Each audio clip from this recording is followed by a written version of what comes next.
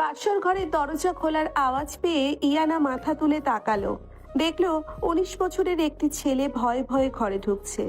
ছেলেটার ঠোঁটের কোণে জমাট বাঁধা রক্ত আর চোখে মুখে রাজ্যের ক্লান্তি।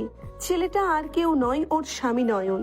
ইয়ানা সোফা থেকে উঠে নয়নের দিকে এগিয়ে গেল। তুমি দরজার কাছে ওভাবে দাঁড়িয়ে আছো কেন? ভেতরে আসো। জি, আসছি। তোমার ঠোঁট কাটলো কি করে? কেউ মেরেছে তোমাকে? না, এমনি লেগে গেছে দরজার সাথে। তুমি মিথ্যা বলছো। আমি জানি বিয়ের আগে তোমার মামা তোমাকে মেরেছে। তুমি বিয়েতে রাজি ছিলে না, তাই না? ছিলাম না। তাহলে বিয়ে কেন করলে? তুমি জানো না আমার বয়স 28? তোমার থেকে আমি 9 বছরের বড়। জানি, কিন্তু বিয়েটা আমি বাধ্য হয়ে করেছি। আমার মামা আর আপনার বাবা মিলে আমাকে ফাঁসিয়ে দিয়েছে। আমি রাজি না হলে আমার পড়াশোনা বন্ধ করে দিত আর আমাকে ঘাড় ধাক্কা দিয়ে বের করে দিত। তার মানে তুমি আমাকে ভয় পেয়ে আর টাকার লোভে বিয়ে করেছো? আমি টাকার লোভে বিয়ে করি নাই, আর আমি আপনাকে ভয়ও পাই না। আমার কিছু করার ছিল না, তাই করেছি। আপনার যদি আমাকে স্বামী হিসেবে মানতে সমস্যা হয়, আপনি বলতে পারেন। আমি ফ্লোরে ঘুমিয়ে পড়ছি। নয়ন কথাগুলো বলে আলমারি থেকে একটা বালিশ নিয়ে ফ্লোরে বিছানা করতে যাবে, সাথে সাথে ইয়ানা ওর হাত ধরে টান দিয়ে নিজের কাছে নিয়ে আসলো। নয়ন ভ্যাবাচাকা খেয়ে ইয়ানার চোখের দিকে তাকালো। তুমি ফ্লোরে কেন ঘুমাবে? তুমি আমার স্বামী, আমার পাশে বিছানাতেই ঘুমাবে। কিন্তু আমার অভ্যাস নাই বিছানায় ঘুমানোর। মামার বাড়িতে আমি ফ্লোরেই ঘুমাতাম। মামার বাড়ি আর বউয়ের ঘর এক না। আর তুমি আমাকে দেখে এত নার্ভাস কেন হচ্ছ? আমি কি তোমাকে খেয়ে ফেলবো নাকি? নার্ভাস হব না? আপনি আমার থেকে এত বড়, আর আমি তো এখনো কলেজে পড়ি। আমার তো ভয় করবেই। বয়স শুধু একটা সংখ্যা। তুমি আমাকে স্ত্রী হিসেবে মেনে নিতে পারবে তো? আমি তো মেনেই নিয়েছি, কিন্তু আপনি কি পারবেন এই এতিম অবহেলিত ছেলেটাকে নিজের স্বামী হিসেবে মানতে? আপনার মতো সুন্দরী আর প্রতিষ্ঠিত মেয়ের পাশে আমাকে কি মানায়? নয়নের কথা শুনে ইয়ানার বুকের ভেতরটা কেঁপে উঠল। ইয়ানা আস্তে করে নয়নের গালে হাত দিয়ে ওর ঠোঁটের কোণে রক্তটা মুছে নিল। নয়ন ব্যথায় চোখ বন্ধ করে নিল। খুব ব্যথা করছে, তাই না? অভ্যাস আছে। আজ থেকে আর এসব সহ্য করতে হবে না। তুমি আমার স্বামী, আজ থেকে তোমার সব দায়িত্ব আমার। আমি তোমাকে আমার বুকের ভেতর আগলে রাখবো। আপনি আমাকে এত সহজে মেনে নিলেন? আপনার প্রাক্তন প্রেমিক তন্ময় তো আজ আপনাকে মণ্ডপে অপমান করে চলে গেল। আপনার কি কষ্ট হচ্ছে না? কষ্ট হচ্ছিল, কিন্তু তোমাকে দেখার পর মনে হচ্ছে আল্লাহ যা করেন ভালোর জন্যই করেন। ওই প্রতারকের চেয়ে তোমার মতো সৎ আর সাহসী একটা বাচ্চা ছেলে আমার জন্য অনেক ভালো। আমি বাচ্চা না, আমাকে বাচ্চা বলবেন না। আমি কলেজে পড়ি, আমি বড় হয়েছি। ও তাই নাকি? তা কত বড় হয়েছে দেখি। ইয়ানা মুচকি হেসে নয়নের শার্টের কলার ধরে টান দিয়ে একদম নিজের মুখের কাছে নিয়ে আসলো। নয়নের নিঃশ্বাস দ্রুত হয়ে গেল। ইয়ানার এত কাছাকাছি এসে নয়ন লজ্জায় চোখ নামিয়ে নিল। কি করছেন আপনি? ছাড়ুন আমাকে। কেন ছাড়বো? তুমিই তো বললে তুমি বড় হয়েছো। তো বউয়ের এত কাছে আসতে তোমার এত লজ্জা কিসের? আমার এসবের কোনো অভিজ্ঞতা নেই। আমার খুব আনইজি লাগছে। আপনি তো অনেক কিছু বোঝেন, আমাকে একটু স্পেস দিন।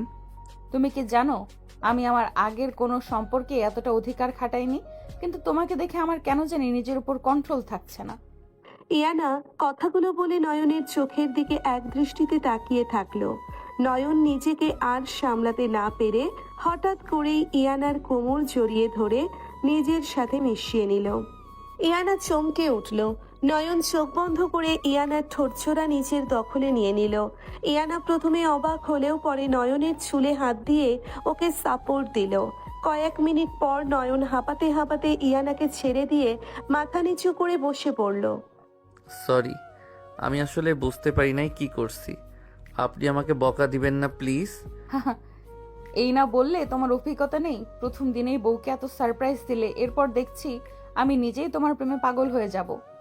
আপনি আমাকে নিয়ে মজা করছেন। আমি আর কোনো কথা বলবো না।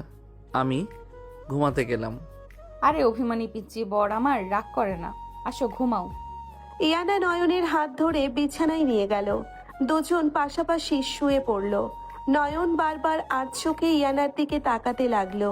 ইয়ানা ওর দিকে ঘুরে শুয়ে ওর বুকে মাথা রাখলো। আমাকে তুমি তুমি করে বলবে আজ থেকে।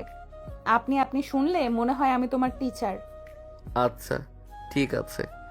তোমার মামা তোমাকে আর কোনোদিন কিছু বলতে পারবে না। কাল সকালে আমি সব ব্যবস্থা করব। তুমি সত্যি আমার পাশে থাকবে তো, নাকি মাঝপথে হাত ছেড়ে দিবে? আমার কিন্তু কেউ নাই ইয়ানা, তুমি ছাড়া আমার আর কোনো যাওয়ার জায়গা নাই। নয়নের কথা শুনে ইয়ানার চোখে পানি চলে আসলো। সে নয়নকে শক্ত করে জড়িয়ে ধরে বলল, আমি মরে গেলেও তোমার হাত ছাড়বো না। তুমি শুধু আমাকে বিশ্বাস করো। হুম, বিশ্বাস করি। নয়ন ইয়ানার কপালে একটা চুমু দিয়ে ওকে বুকের সাথে জড়িয়ে নিল।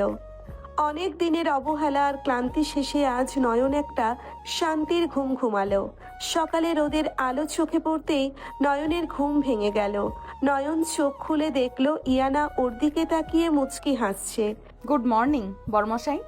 Good morning. তুমি এত সকালে উঠে পড়েছো? তোমাকে তো কলেজে যেতে হবে তাই না? ওঠো, ফ্রেশ হয়ে নাও। কলেজে আজ না গেলে হয় না? কেন, বউকে ছেড়ে যেতে ইচ্ছে করছে না বুঝি? হুম, আমার খুব ইচ্ছে করছে তোমাকে। আমাকে কি?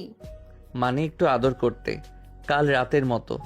নয়নের কথা শুনে ইয়ানা লজ্জায় লাল হয়ে গেল। ইয়ানা হেসে বলল, ফাজিল হয়ে গেছো তুমি একদিনেই। এখন ওঠো, রাতে যত ইচ্ছা আদর করো, আমি মানা করব না। এখন আমাকে অফিসে যেতে হবে আর তোমাকে কলেজে। আচ্ছা, যাচ্ছি। নয়ন দ্রুত ওয়াশরুমে চলে গেল। ইয়ানা মুচকি হেসে নিজের শাড়ি ঠিক করতে লাগলো। কিছুক্ষণ পর নয়ন রেডি হয়ে বের হয়ে আসলো। ইয়ানার মা ফাতেমা চৌধুরী হঠাৎ করে দরজা খুলে ভেতরে ঢুকলেন। ফাতেমা চৌধুরী নয়নকে দেখে রেগে গিয়ে বললেন, এ ছেলে, তুমি এখন এই ঘরে কি করছো? যাও, নিচে গিয়ে নিজের মামার সাথে গিয়ে বসো। আম্মু, তুমি ওর সাথে এইভাবে কথা বলছো কেন? ও আমার স্বামী। কিসের স্বামী? তোর বাবার সম্মান বাঁচাতে ওই রাস্তার ফকিরকে ঘরে তুলেছি বলে ওই বাড়ির জামাই হয়ে যায় না? ওকে বল এক্ষুনি আমার চোখের সামনে থেকে দূর হতে। ফাতেমার কথা শুনে নয়নের চোখ দিয়ে পানি গড়িয়ে পড়ল। নয়ন মাথা নিচু করে ব্যাগ নিয়ে রুম থেকে বের হয়ে যেতে নিবে, সাথে সাথে ইয়ানা নয়নের হাত শক্ত করে ধরল। নয়ন কোথাও যাবে না আম্মু, ও এই ঘরেই থাকবে। ইয়ানা, তুই কি পাগল হয়ে গেলি? এই এতিম ভিখারির ছেলেকে তুই স্বামী হিসেবে মেনে নিচ্ছিস? ওর মামা আমাদের ব্যবসার লোভে ওকে তোর গলায় ঝুলিয়ে দিয়েছে। আম্মু, মুখ সামলে কথা বলো। ও যেমনই হোক, এখন থেকে ও আমার স্বামী। আমার স্বামীর গায়ে একটা আঁচড় লাগলে আমি কিন্তু ভুলে যাব যে তুমি আমার মা। তুই একটা রাস্তার ছেলের জন্য আমাকে অপমান করছিস? তোর বাবা ঠিকই বলেছে, তোর মাথা খারাপ হয়ে গেছে। নয়ন ইয়ানার হাতটা আলতো করে ছেড়ে দিয়ে মাথা নিচু করে বলল, ইয়ানা, আন্টিকে এভাবে বলো না। ওনার তো রাগ করারই কথা। আমি তো সত্যি ওনাদের যোগ্য না। আমি বরং আমার মামার বাসাতেই চলে যাই। তুমি চুপ করো নয়ন, তুমি কোথাও যাবে না। চলো, আমি তোমাকে কলেজে নামিয়ে দিয়ে অফিসে যাব। ইয়ানা নয়নের হাত ধরে টানতে টানতে রুম থেকে বের হয়ে গেল। ফাতেমা রাগে ফুঁসতে লাগলেন। গাড়িতে বসে নয়ন বাইরের দিকে তাকিয়ে চুপ করে আছে। ইয়ানা গাড়ি ড্রাইভ করতে করতে নয়নের দিকে তাকালো। আমার মায়ের কথার জন্য তুমি কষ্ট পেয়েছো? কষ্ট পাবো কেন? আমি তো ছোটবেলা থেকেই এসব শুনে বড় হয়েছি। আমার মামা মামি আমাকে এর চেয়েও খারাপ কথা বলতো। আমি অভ্যস্ত। আজ থেকে এইসব কথায় অভ্যস্ত হওয়ার দরকার নেই। কেউ তোমাকে কিছু বললে তুমি মুখের উপর জবাব দিবে। আমি তোমার পেছনে আছি। আমার ভয় হয় ইয়ানা। কিসের ভয়? তুমি আমাকে এত ভালোবাসছো, এত কেয়ার করছো। যদি কোনোদিন এসব হারিয়ে যায়, যদি তুমিও আমাকে ভুল বুঝে ছুঁড়ে ফেলে দাও। ইয়ানা গাড়িটা রাস্তার পাশে ব্রেক করে থামিয়ে দিল। সে নয়নের দিকে ফিরে ওর হাত দুটো নিজের হাতের মুঠোয় নিয়ে নিল। আমি অন্য সবার মতো না নয়ন। আমি তোমাকে নিজের ইচ্ছায় আপন করে নিয়েছি। আমার বিশ্বাস কখনো ভাঙবে না। তুমি শুধু আমার হাতটা শক্ত করে ধরে রেখো। আমি কখনো তোমার বিশ্বাস ভাঙবো না। ইয়ানা মুচকি হেসে নয়নের গালে আলতো করে একটা কিস করে আবার গাড়ি চালানো শুরু করলো। কলেজের গেটে এসে গাড়ি থামতেই নয়ন অবাক হয়ে গেল। তুমি আমাকে একদম গেটের সামনে কেন নামালে? সবাই তো দেখছে। দেখুক না, আমার স্বামীকে আমি নামিয়ে দিয়েছি, এত লুকানোর কি আছে? তুমি ক্লাস শেষ করে আমাকে কল দিবে, আমি এসে নিয়ে যাব। আচ্ছা, সাবধানে যেও। নয়ন গাড়ি থেকে নেমে কলেজের ভেতরে ঢুকলো। ইয়ানা গাড়ি ঘুরিয়ে অফিসের দিকে চলে গেল। নয়ন ক্লাসের দিকে যেতেই ওর বন্ধু হাবিব এসে ওকে জড়িয়ে ধরল। কিরে দোস্ত, তুই তো দেখি একদম ভিআইপি গাড়িতে করে আসলি, ঘটনা কি? তেমন কিছু না রে, চল ক্লাসে যাই। তুই কিছু একটা লুকাচ্ছিস আমাদের কাছ থেকে। কাল তোর মামার বাসায় গেলাম, তোর মামি বলল তুই নাকি বিয়ে করেছিস। এটা কি সত্যি? হুম, সত্যি। কি বলিস? কাকে বিয়ে করলি? আর তোর মামা রাজি হলো কিভাবে? নয়ন কিছু বলতে যাবে, ঠিক তখনই তানিয়া ওর কয়েকজন বন্ধু নিয়ে নয়নের সামনে এসে দাঁড়ালো। তানিয়া তাচ্ছিল্যের সুরে হেসে বলল, বাবা, রাস্তার ফকিরের ছেলে নাকি বিয়ে করেছে? তা বিয়েটা কার সাথে হলো? কোনো কাজের মেয়ের সাথে নিশ্চয়ই, কারণ তোকে তো আর কোনো ভদ্র ঘরের মেয়ে বিয়ে করবে না। তানিয়া, তুমি তোমার লিমিট ক্রস করছো। আমার পার্সোনাল লাইফ নিয়ে কথা বলার অধিকার তোমাকে কেউ দেয় নাই। ও মা, রাগও আছে দেখি ফকিরের। শোন নয়ন, তুই যে শার্টটা পরে আছিস ওটা তো 3 বছর ধরে পরছিস। বউকে কি খাওয়াবি? তোর মামার হোটেলের উচ্ছিষ্ট? তানিয়া, মুখ সামলে কথা বল। ও গরিব হতে পারে, কিন্তু ওর চরিত্র তোদের মতো খারাপ না। এই, তুই চুপ কর। সত্যি কথা বললেই তোদের গায়ে জ্বালা ধরে। ওর মতো একটা ফকিরকে এই কলেজে ভর্তি করাই প্রিন্সিপাল স্যারের ভুল হয়েছে। ওর জায়গা রাস্তার ডাস্টবিনে। নয়ন অপমানে মাথা নিচু করে নিল। ওর চোখ দিয়ে পানি গড়িয়ে পড়তে লাগলো। কলেজের অনেক ছাত্রছাত্রী জড়ো হয়ে তামাশা দেখতে লাগলো। নয়ন কিছু বলতে যাবে, হঠাৎ করে পেছন থেকে একটা গম্ভীর কণ্ঠ ভেসে আসলো। ওর জায়গায় রাস্তার ডাস্টবিনে না, আমার হৃদয়ে। আর যে আমার স্বামীর দিকে আঙুল তুলবে তার আঙুল আমি কেটে ফেলবো। সবাই অবাক হয়ে পেছনে তাকালো। ইয়ানা চোখের চশমা আর একটা দামি স্যুট পরে কলেজের ভেতরে ঢুকছে। ইয়ানার পিছনে কলেজের প্রিন্সিপাল স্যারও মাথা নিচু করে আসছেন। তানিয়া ইয়ানাকে দেখে ভয়ে শুকিয়ে গেল, কারণ তানিয়া জানে ইয়ানা এই কলেজের গভর্নিং বডির প্রধান স্পন্সর। হ্যাঁ আমি। আর তুমি যাকে ফকির বলছো সে ইনায়া মাহমুদের স্বামী। ইয়ানার কথা শুনে পুরো কলেজ মাঠে পিনপতন নীরবতা নেমে আসলো। হাবিব অবাক হয়ে নয়নের দিকে তাকালো। নয়ন চোখে পানি নিয়ে ইয়ানার দিকে তাকিয়ে আছে। ইয়ানা প্রিন্সিপাল স্যারের দিকে তাকিয়ে রাগী গলায় বলল, প্রিন্সিপাল স্যার, আপনার কলেজে ছাত্রছাত্রীদের এই শিক্ষা দেওয়া হয়? একজন স্টুডেন্টকে তার পারিবারিক অবস্থা নিয়ে এইভাবে অপমান করা হবে আর আপনারা চুপ করে দেখবেন? ম্যাম, আমাকে ক্ষমা করে দিন, আমি বুঝতে পারিনি। প্লিজ আমার ক্যারিয়ারটা নষ্ট করবেন না। তানিয়া কাঁদতে কাঁদতে ইয়ানার পায়ের কাছে বসতে গেলে ইয়ানা পা সরিয়ে নিল। আমাকে সরি বলে লাভ নেই। যার অপমান করেছো তার কাছে ক্ষমা চাও। আমার স্বামী যদি তোমাকে ক্ষমা করে তবেই তুমি এই কলেজে থাকতে পারবে। তানিয়া কাঁদতে কাঁদতে নয়নের সামনে গিয়ে হাত জোর করলো। আমাকে মাফ করে দে নয়ন, আমি আর কোনোদিন তোকে অপমান করব না। ইয়ানা, ওকে ছেড়ে দাও।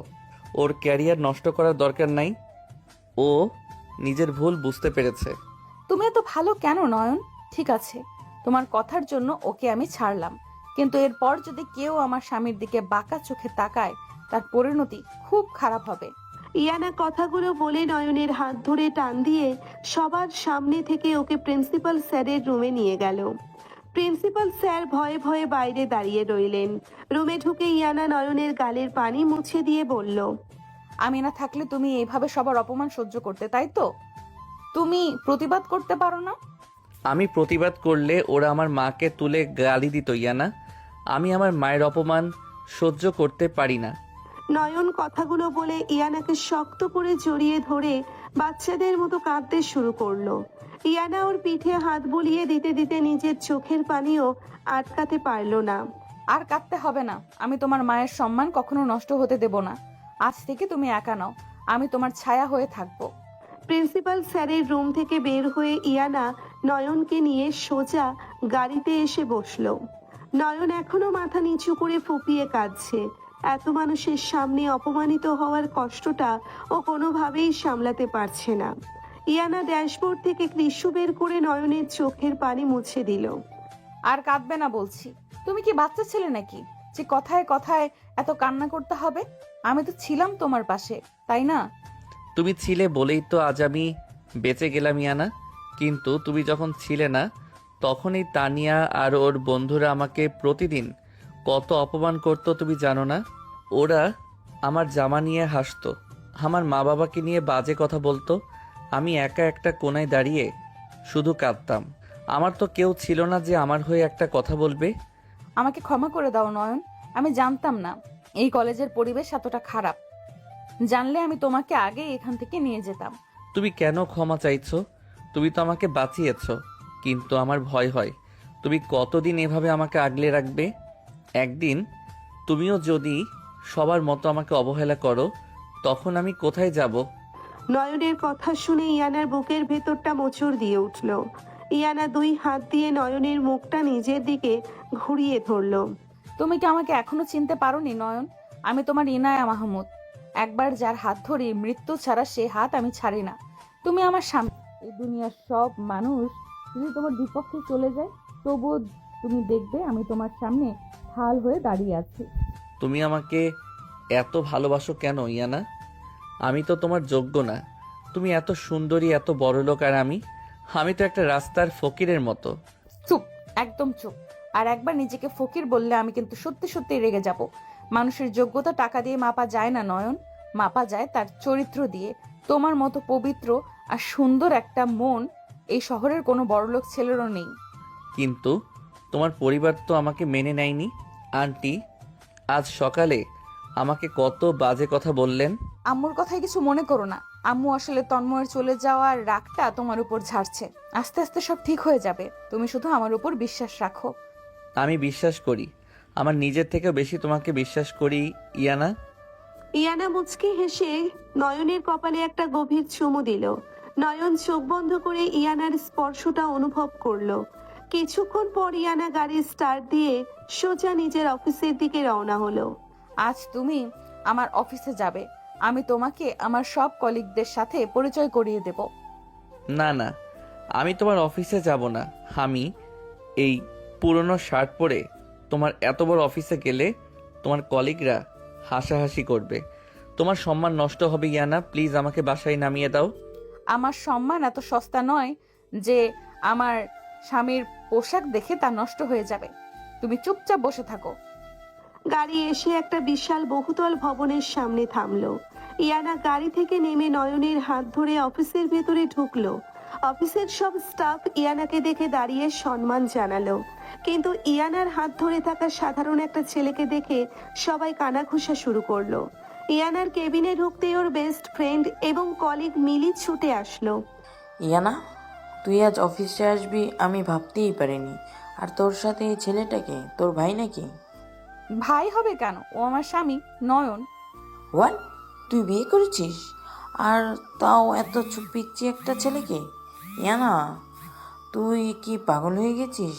তন্ময় তোকে বিয়ের আসরে ছেড়ে গেছে বলে তুই একটা রাস্তার ছেলেকে বিয়ে করে নিবি? মিলির কথা শুনে নয়ন মাথা নিচু করে ফেললো। ইয়ানা রেগে গিয়ে মিলির দিকে তাকালো।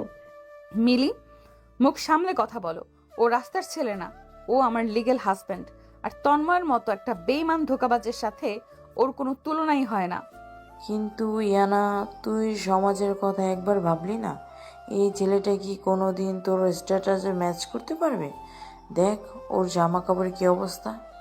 ইয়ানা আমি বলেছিলাম না এখানে আমাকে নিয়ে এলে তোমার অপমান হবে? আমি বরং বাইরে গিয়ে দাঁড়াই। তুমি কোথাও যাবে না নয়ন, তুমি আমার এই কেবিনের সোফায় বসবে। আর মিলি, আমার স্বামী আমার স্ট্যাটাস ম্যাচ করতে পারবে কিনা সেটা আমার ব্যাপার। তুই শুধু ওর সাথে সম্মান দিয়ে কথা বলবি, না হলে আমি তোর সাথেও সম্পর্ক রাখতে দ্বিধা হবে না। মিলি ইয়ানার রাগ দেখে চুপ হয়ে গেল। সে বুঝতে পারলো ইয়ানা নয়নকে নিয়ে কতটা পজিটিভ। সরি ইয়ানা, আমি আসলে অবাক হয়েছিলাম। আর ভাইয়া, আমাকে ক্ষমা করে দেবেন, আমি আসলে না বুঝে কথা বলে ফেলেছি। ঠিক আছে, আমি কিছু মনে করিনি। ইয়ানা নয়নকে নিজের সোফায় বসিয়ে দিয়ে কাজে মন দিল। নয়ন চুপচাপ বসে ইয়ানার কাজ করা দেখতে লাগলো। ওর মনে হতে লাগলো এই এত বড় সাম্রাজ্যের রানীর পাশে এসে সত্যিই খুব বেমানান। দুপুরবেলা ইয়ানা কাজ শেষ করে নয়নের কাছে এসে বসলো। অনেক বোর হচ্ছ তাই না? চলো আমরা লাঞ্চ করতে যাই। আমার খিদে নেই ইয়ানা, তুমি খেয়ে নাও। তুমি না খেলে কি আমি খেতে পারি? চলো, আজ তোমাকে আমার পছন্দের একটা রেস্টুরেন্টে নিয়ে যাব। ইয়ানা নয়নকে নিয়ে একটা 5 স্টার রেস্টুরেন্টে গেল। কিন্তু রেস্টুরেন্টে ঢোকার মুখেই তাদের সামনে পড়ে গেল তন্ময়। তন্ময় ইয়ানাকে দেখে বাঁকা হাসলো। বা ইয়ে না, বিয়ের আসর থেকে আমি চলে আসার পর তুই এতটা বেপরোয়া হয়ে যাবি ভাবিনি। শেষে নিজের মামা বাড়ির কাজের ছেলেকে বিয়ে করে নিলি। তন্ময়, তুমি আমার রাস্তা ছাড়ো। তোমার মতো একটা নোংরা মানুষের সাথে আমি কথা বলতে চাই না। কথা তো তোকে শুনতেই হবে। তুই কি ভেবেছিস এই রাস্তার ফকিরকে বিয়ে করে তুই আমাকে জেলাস করবি? এই ছেলেটা তোকে কি সুখ দিবে রে? ওর তো নিজের পেট চালানোর মুরাদ নেই, ও তোকে খাওয়াবে কি? তন্ময়ের কথা শুনে ইয়ানা হাত তুলে তন্ময়কে থাপ্পড় মারতে যাবে, তার আগেই নয়ন ইয়ানার হাতটা ধরে ফেললো।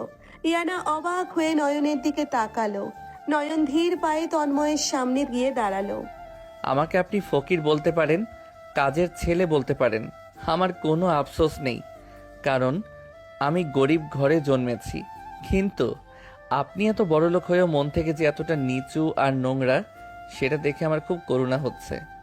এই ফকিন্নি, তুই আমার মুখের ওপর কথা বলিস? তোর এত বড় সাহস! সাহস না, সত্যি বলছি।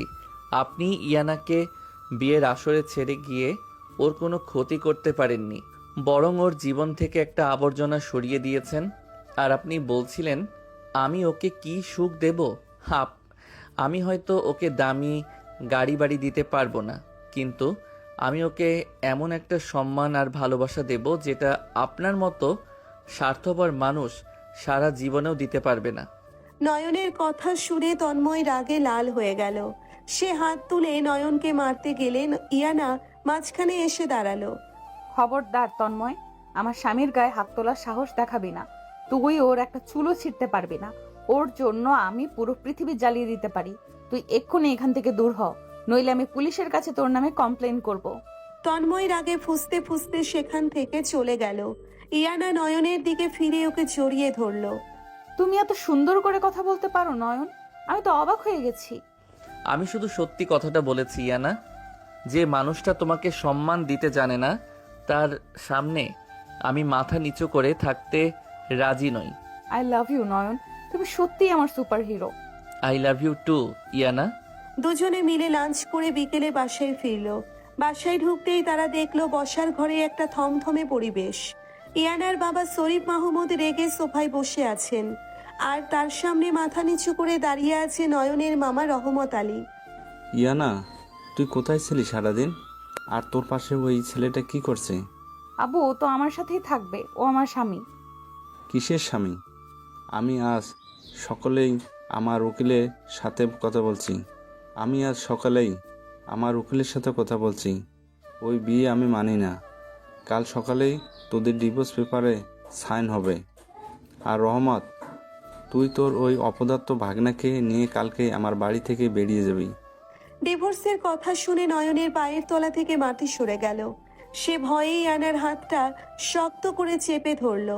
আবু, তুমি এসব কি বলছো? বিয়েটা কোনো পুতুল খেলা নাকি যে আজকে হলো আর কালকে ডিভোর্স হয়ে যাবে? আমি নয়নকে ডিভোর্স দেব না। তোকে দিতেই হবে। তুই জানিস এই রহমত আলী আমার সাথে কত বড় জালিয়াতি করেছে? সে আমাকে বিয়ের আগে শর্ত দিয়েছিল যে নয়নের নামে গ্রামে যে বিশাল সম্পত্তি আছে সেটা সে বিয়ের পর তোর নামে লিখে দেবে। কিন্তু আজ আমি খোঁজ নিয়ে জানলাম নয়নের বাবার কোনো সম্পত্তি নেই। ওই গ্রামটাই ওর বাবার নয়। মামা, আপনি এসব কি করেছেন? আপনি মিথ্যা বলে আমার বিয়ে দিয়েছেন। আপনি আমাকে বলেছিলেন ইয়ানার সম্মান বাঁচানোর জন্য আমাকে বিয়ে করতে হবে, আর আপনি এখানেও সম্পত্তির লোভ করেছেন। তুই চুপ কর বেয়াদব। আমি যা করেছি তোর ভালোর জন্যই করেছি। দেখলি না, ওরা একটা ফ্রড ফ্যামিলি। ওরা আমাদের টাকা আর সম্পত্তির লোভেই তোকে ফাঁসিয়েছে। তুই এক্ষুনি ওই ছেলেকে ছেড়ে দে। আমি ছাড়বো না আম্মু। মামা কি করেছে তার জন্য তো নয়ন দায়ী নয়। নয়নকে তো ওরা জোর করে আমার সাথে বিয়ে দিয়েছে। ও তো বিয়ে করতেই চায়নি। ইয়ানা, আমি তোর কোনো কথা শুনতে চাই না। এই ছেলে যদি কালকের মধ্যে এই বাড়ি থেকে না যায় তবে আমি পুলিশ ডাকতে বাধ্য হব। শরীফ মাহমুদ রাগে গজগজ করতে করতে নিজের রুমে চলে গেলেন। রহমত আলীও নয়নকে একটা কটমট লুক দিয়ে সেখান থেকে চলে গেল। নয়ন ধপ করে ফ্লোরে বসে পড়ল। ওর চোখ দিয়ে অঝরে পানি পড়ছে। আমি জানতাম ইয়ানা, আমি জানতাম আমার কপালে কোনো সুখ নেই। আমি এতিম। আমার জীবনে অবহেলা আর অপমান ছাড়া আর কিছুই লেখা নেই। তুমি এইভাবে ভেঙে পড়ছো কেন নয়ন? আমি তো আছি। তুমি কিভাবে থাকবে ইয়ানা? তোমার বাবা তো কাল আমাকে পুলিশ দিয়ে বের করে দেবে। আমি কোথায় যাব? আমার যে আর কোনো জায়গা নেই ইয়ানা। নয়ন 2 হাত দিয়ে মুখ ঢেকে হাউমাউ করে কাঁদতে লাগলো। ইয়ানা ফ্লোরে বসে নয়নের মাথাটা নিজের বুকে টেনে নিল। আমি বলছি তো তোমাকে কোথাও যেতে হবে না। তুমি আমার স্বামী, আমার জান। তোমাকে কেউ আমার থেকে আলাদা করতে পারবে না। আব্বু যদি তোমাকে এই বাড়ি থেকে বের করে দেয়, তবে আমিও তোমার সাথে এই বাড়ি ছেড়ে চলে যাব। না ইয়ানা, তুমি আমার জন্য তোমার পরিবারকে ছাড়তে পারো না। তুমি অনেক কষ্ট পাবে। তোমাকে ছাড়া আমি মরে যাব নয়ন। তুমি বুঝতে পারছো না এই একদিনে তুমি আমার জীবনের কতটা জুড়ে বসেছো। আমি তোমাকে ছাড়া এক মুহূর্তও ভাবতে পারি না। ইয়ানা নয়নের চোখের পানি মুছিয়ে দিয়ে ওর ঠোঁটে নিজের ঠোঁট ছুঁয়ে দিল। নয়ন ইয়ানাকে জড়িয়ে ধরে ওর বুকের ভেতর মুখ লুকালো। রাতের নীরবতায় দুজনের দীর্ঘশ্বাস আর একে অপরের প্রতি তীব্র ভালোবাসা ঘরের পরিবেশটাকে ভারী করে তুলল। সকালবেলা সূর্যের আলো তখনও ভালো করে ফুটে ওঠেনি। ইয়ানা নিচের বিশাল আলমারি থেকে একের পর এক জামাকাপড় বের করে সুটকেসে ভরছে। বিছানার এক কোণায় নয়ন মাথা নিচু করে বসে আছে। নয়নের চোখ দুটো জবা ফুলের মতো লাল হয়ে আছে। সারা রাত এক ফোঁটাও ঘুমায়নি সে। ইয়ানা, তুমি এসব কি করছো? প্লিজ আমার জন্য তুমি তোমার বাবা মাকে ছেড়ে যেও না। আমি এতিম, আমার কেউ নেই, কিন্তু তোমার তো সবাই আছে। তুমি কেন আমার জন্য এত বড় স্যাক্রিফাইস করবে? তুমি চুপ করে বসে থাকো নয়ন। আমি যা করছি ভেবেচিন্তেই করছি। যে বাড়িতে আমার স্বামীর কোনো সম্মান নেই, সেই বাড়িতে আমি এক মুহূর্তও থাকবো না। কিন্তু ইয়ানা, আঙ্কেল তো ভুল কিছু বলেননি। আমার মামা ওনাদের সাথে প্রতারণা করেছে। আমার তো আসলেই কিছুই নেই। আমি তোমাকে নিয়ে কোথায় যাব? কি খাওয়াবো তোমাকে? আমার তো নিজেরই থাকার জায়গা নেই। আমার কিচ্ছু লাগবে না নয়ন। আমি রাস্তায় থাকতে রাজি আছি, না খেয়ে থাকতে রাজি আছি, কিন্তু তোমাকে ছাড়া থাকতে রাজি নই। তুমি কি বুঝতে পারছো না আমার বেঁচে থাকার জন্য শুধু তোমাকে দরকার? ইয়ানা কথাগুলো বলে সুটকেসের চেইন লাগাতে যাবে, ঠিক তখনই দরজায় প্রচন্ড জোরে ধাক্কা পড়ার আওয়াজ হলো। ইয়ানা গিয়ে দরজা খুলতেই দেখলো ওর বাবা শরীফ মাহমুদ আর মা ফাতেমা চৌধুরী দাঁড়িয়ে আছেন। আর তাদের পেছনে দাঁড়িয়ে আছেন সুঠাম দেহের এক যুবক, ইয়ানার বড় ভাই আরিফ। ভাইয়া, তুই কখন আসলি? তুই তো আগামী মাসে দেশে আসার কথা ছিল। আগামী মাসে আসলে তো দেখতাম তুই এই রাস্তার ফকিরটাকে নিয়ে বাড়ি থেকে পালিয়ে গেছিস। ইয়ানা, তুই এতটা নিচে নেমে যাবি আমি স্বপ্নও ভাবিনি। ভাইয়া, মুখ সামলে কথা বল। ও রাস্তার ফকির নয়, ও আমার লিগ্যাল হাজবেন্ড। তোরা যদি ওকে সম্মান না দিস, তাহলে আমিও এই বাড়ি ছেড়ে চলে যাব। তুই কোথায় যাবি? এই ছেলেটার হাত ধরে রাস্তায় গিয়ে ভিক্ষা করবি? আব্বু আমাকে রাতেই সব জানিয়েছে। রহমত আলীর আমাদের সাথে চিটিং করেছে। এই ছেলের কোনো ব্যাকগ্রাউন্ড নেই, কোনো স্ট্যাটাস নেই, এমনকি নিজের একটা থাকার জায়গা নেই। ভাইয়া, আমাকে ক্ষমা করবেন। আমি জানি আমি আপনাদের যোগ্য না। আপনারা ইয়ানাকে বোঝান। আমি চাই না আমার জন্য ইয়ানা আপনাদের ছেড়ে চলে যাক। আমি নিজেই এই বাড়ি থেকে চলে যাচ্ছি। নয়ন মাথা নিচু করে ব্যাগ হাতে দিয়ে দরজার দিকে এগোতে নিলে ইয়ানা দৌড়ে গিয়ে নয়নের হাত শক্ত করে ধরে ফেলে। তুমি এক পাও বাইরে ফেলবে না নয়ন। তুমি আগে আমার সাথে, তুমি গেলে আমাকে সাথে নিয়ে যাবে। ইয়ানা, তুই পাগল হয়েছিস?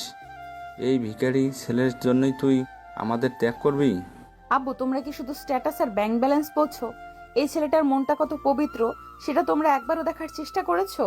তন্ময়ের তো অনেক টাকা ছিল, অনেক বড় স্ট্যাটাস ছিল। সে তো আমাকে বিয়ের আসরে সবার সামনে অপমান করে ফেলে রেখে চলে গেল। তখন কোথায় ছিল তোমাদের স্ট্যাটাস? তাই বলে তুই এই 19 বছরের একটা বাচ্চা ছেলেকে বিয়ে করবি? সমাজের মানুষ আমাদের মুখে থুতু দিচ্ছে। দিক থুতু। সমাজের মানুষ আমাকে ভাত দেয় না, আর আমার কষ্টেও ভাগ বসায় না। আমার যখন তন্ময়ের প্রতারণায় বুক ফেটে যাচ্ছিল, তখন এই নয়ন আমাকে আগলে রেখেছে। আমি ওকে ছাড়বো না। ঠিক আছে ইয়ানা, তুই যদি এতটাই জেদ করিস তবে আমি ওকে একটা সুযোগ দিতে পারি। সত্যি বলছিস ভাইয়া? হ্যাঁ, আমি তোকে এই বাড়ি ছেড়ে যেতে দেব না। এই ছেলে যদি প্রমাণ করতে পারে ও তোর যোগ্য, তবে আমি ওকে মেনে নেব। কিন্তু ওর এই প্রতারক মামা রহমত আলীকে আমি এই বাড়িতে দেখতে চাই না।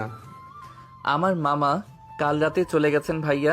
উনি আমাকে বলে গেছেন আমি যেন আর কখনো ওনাদের বাড়ির ছায়াও না মারাই। আমি এখন সত্যি পুরো একা। নয়নের কথা শুনে আরিফের চোখের দৃষ্টি কিছুটা নরম হলেও সে নিজের রাগ বজায় রাখলো। একা বলে তোকে আমি মাথায় তুলে নাচবো না, তোকে প্রমাণ করতে হবে তুই ইয়ানাকে সুখে রাখতে পারবি। এখন যা, আমার চোখের সামনে থেকে যা। আরিফ চলে গেলে ইয়ানা খুশিতে নয়নকে শক্ত করে জড়িয়ে ধরলো। নয়ন অবাক হয়ে ইয়ানার বুকে মাথা রেখে দাঁড়িয়ে রইল। কিন্তু ওদের এই সাময়িক শান্তির পিছনে যে কত বড় এক ঝড় ধেয়ে আসছে তা ওরা ঘুণাক্ষরেও টের পেল না। অন্যদিকে শহরের এক অন্ধকার গোডাউনে তন্ময়ের সাথে দেখা করতে এসেছে নয়নের মামা রহমত আলী আর মামি সালমা বেগম। সাথে আছে নয়নের মামাতো বোন নীলা। নীলা ভয়ে কাঁপছে। রহমত সাহেব, আপনি তো কাজের কাজ কিছুই করতে পারলেন না, উল্টো হিয়ানার বাবা আপনাকে বাড়ি থেকে বের করে দিল। ভাইজান, ভাইজান আমি কি করব বলেন? ইয়ানা মেয়েটা তো নয়ন বলতে পাগল হয়ে গেছে। ও কোনোভাবেই নয়নকে ছাড়তে রাজি না। এই অলক্ষণে ছেলেটা আমাদের এত বছরের সাজানো স্বপ্ন সব শেষ করে দিল। আমি আগেই বলেছিলাম ওকে এই বিয়েটা দিও না। এখন ওর জন্য আমরাও পথে বসেছি। পথে আপনারা আসবেন না, আপনাদের ব্যবসায় আমি টাকা দেব, কিন্তু তার আগে আমাকে এই নয়নটাকে ইয়ানার জীবন থেকে লাথি মেরে বের করতে হবে। ইয়ানার চোখে নয়নকে এতটাই নিচে নামাতে হবে যে ইয়ানা নিজ হাতে ওকে ডিভোর্স দেয়। কিন্তু সেটা কিভাবে সম্ভব? ইয়ানা তো নয়নকে অন্ধের মতো বিশ্বাস করে। বিশ্বাস ভাঙতে হবে তো বেশি মজা। আর এই কাজটা করবে আপনার মেয়ে নীলা। আমি কি করব? আমি তো কিছু জানি না ভাইয়া। আমি ভাইয়ার কোনো ক্ষতি করতে পারবো না। নয়ন ভাইয়া অনেক ভালো মানুষ। মুখ বন্ধ কর ফাজিল মেয়ে। তুই কি করবি সেটা আমি বলবো। তুই আজ রাতে ইয়ানাদের বাড়িতে যাবি। ইয়ানা স্টাডি রুমে একটা নীল রঙের ফাইল আছে। ওই ফাইলে ইয়ানার কোম্পানির আগামী 5 বছরের সব জরুরি প্রজেক্টের ডকুমেন্ট আছে। তুই ওই ফাইলটা চুরি করে আনবি। না, আমি চুরি করতে পারবো না।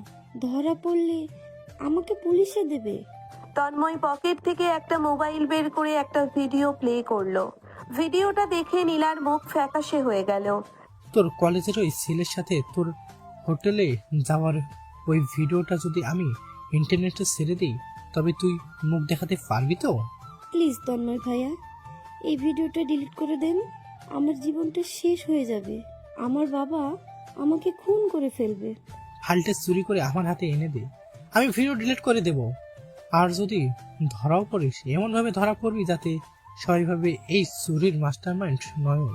তুই শুধু বলবি নয়ন টাকার লোভে তোকে দিয়ে এই চুরি করিয়েছে। ভাইজান, ভাইজান আপনি কোনো চিন্তা করবেন না। নীলা এই কাজটাই করবে। আমাদের নয়নের প্রতি কোনো দরদ নেই। রাত 12টা। ইয়ানাদের বাড়ি নিস্তব্ধ। ইয়ানা ক্লান্ত হয়ে ঘুমিয়ে পড়েছে। নয়ন বারান্দায় দাঁড়িয়ে আকাশের দিকে তাকিয়ে আছে। হঠাৎ নয়ন দেখলো গেট টপকে কেউ একজন সাবধানে বাড়ির ভেতরে ঢুকছে। নয়ন ভ্রু কুঁচকে ভালো করে তাকিয়ে দেখলো মেয়েটা নীলা। নীলা এত রাতে এখানে কি করছে? মামা তো ওদেরকে আমার সাথে যোগাযোগ করতেও নিষেধ করেছে। নয়ন পা টিপে টিপে নিচে নামলো। দেখলো নীলা ড্রয়িং রুম পার হয়ে সোজা ইয়ানার স্টাডি রুমের দিকে যাচ্ছে।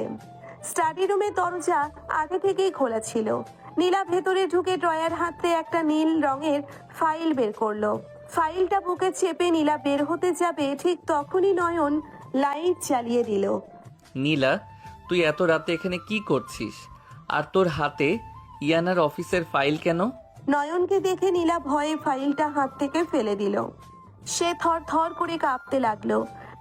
ভাইয়া, আমাকে বাঁচাও ভাইয়া। আমি ইচ্ছে করে এইসব করতে আসিনি। আমাকে বাধ্য করা হয়েছে। কে বাধ্য করেছে তোকে? আর তুই চুরি করতে কেন আসবি?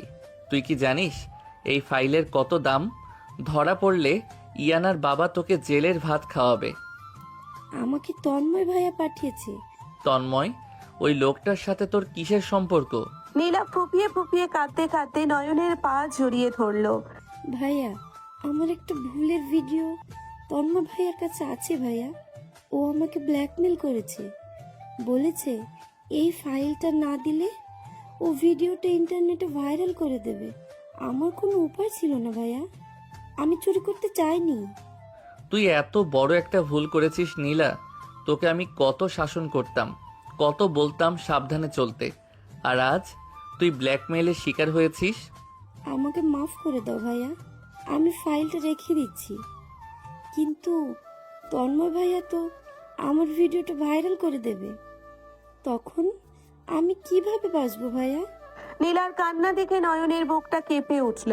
নীলা ওর আপন মামাতো বোন, ছোটবেলা থেকেই নীলাকেই ও নিজের একমাত্র ছোট বোনের মতো ভালোবেসেছে। নীলার সম্মান নষ্ট হলে নীলা সত্যি সত্যি সুইসাইড করবে, এটা নয়ন খুব ভালো করেই জানে। তুই কাঁদিস না নীলা, আমি তোর ভিডিও ডিলিট করার ব্যবস্থা করব।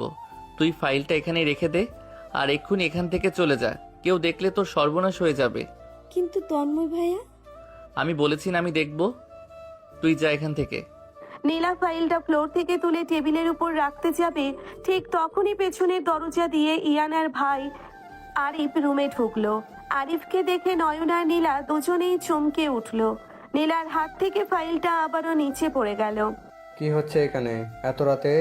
নয়ন, তুই এখানে কি করছিস? আর এই মেয়েটাকে?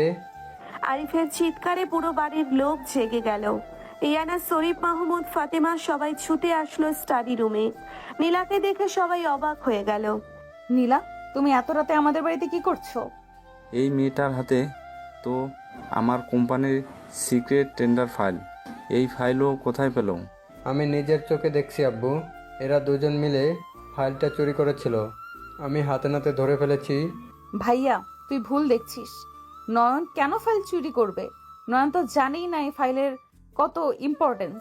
ইয়ানা, তুই এখনো এই ছেলেটার পক্ষ নিচ্ছিস? দেখ, ওর মামাতো বোন মাঝরাতে আমাদের বাড়িতে ঢুকে চুরি করেছে, আর নয়ন তাকে হেল্প করেছে। এরা পুরো একটা চোরের চক্র। ভাইয়া বিশ্বাস করেন, আমরা চুরি করছিলাম না। চুপ কর বেয়াদব। এই মেয়ে, তুই সত্যি কথা বলবি নাকি আমি পুলিশ ডাকবো? কে তোকে পাঠিয়েছে এখানে?